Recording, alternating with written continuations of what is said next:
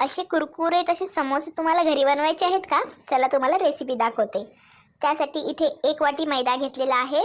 त्याचबरोबर चवीनुसार मीठ घ्यायचे, चिमूटभर ओवा घ्यायचा आहे आणि तेल घ्यायचं आहे। 4 चमचे कडक असं मोहन करून ह्या मैद्यामध्ये आपल्याला घालायचं आहे। आता हाताच्या साहाय्याने चमच्याच्या साहाय्याने तुम्हाला जसं जमेल तसं सर्वीकडे तेलाचं मोहन म्हणजे तेल ह्या मैद्याला लावून घ्या। लागेल तसं पाणी घालून या पिठाचा एक घट्टसर असा गोळा तयार करा।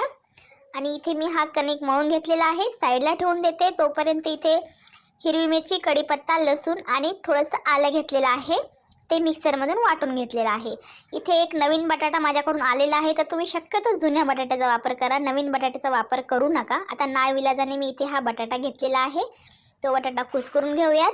आणि इकडे मी कढई घेतले, त्यामध्ये तेल घातलं, जिरे, मोहरी, हिंगाची फोडणी घातली। त्याचबरोबर आपण जे मिक्सरमधून वाटलेलं वाटण होतं ते देखील इथं घालून घेतलेलं आहे।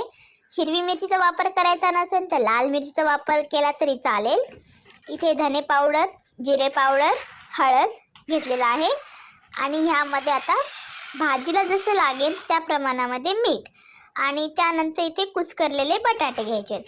सर्व अगदी व्यवस्थितपणे मिक्स करून घ्यायचं छान असं। जसं तुम्हाला तिखट हवं असेल त्या अंदाजामध्ये तुम्ही मिरच्या घ्या किंवा लाल तिखट घ्या, तुम्हाला जसं आवडेल तसं। आता त्याचबरोबर इथं थोडीशी आमचूर पावडर घेतलेली आहे। आमचूर पावडरने आपल्या समोस्याचा खट्टा मिठा थोडासा स्वाद येईल। आणि आता इथे मैद्याची पारी तयार करून घेऊयात आपण।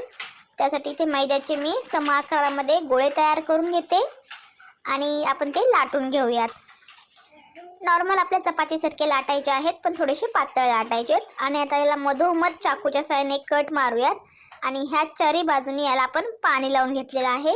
आणि हे बघा, ह्या अशा प्रकारे ह्याचा कोन बनवायचा आहे आणि 1 चमचाभर बॅटर ह्याच्यामध्ये घालायचं आणि हे समोरची तोंड अशी बंद करायची आणि हाताने याला व्यवस्थित एक शेपमध्ये आकार द्यायचा, जेणेकरून आपले समोसे उभे राहतील असे।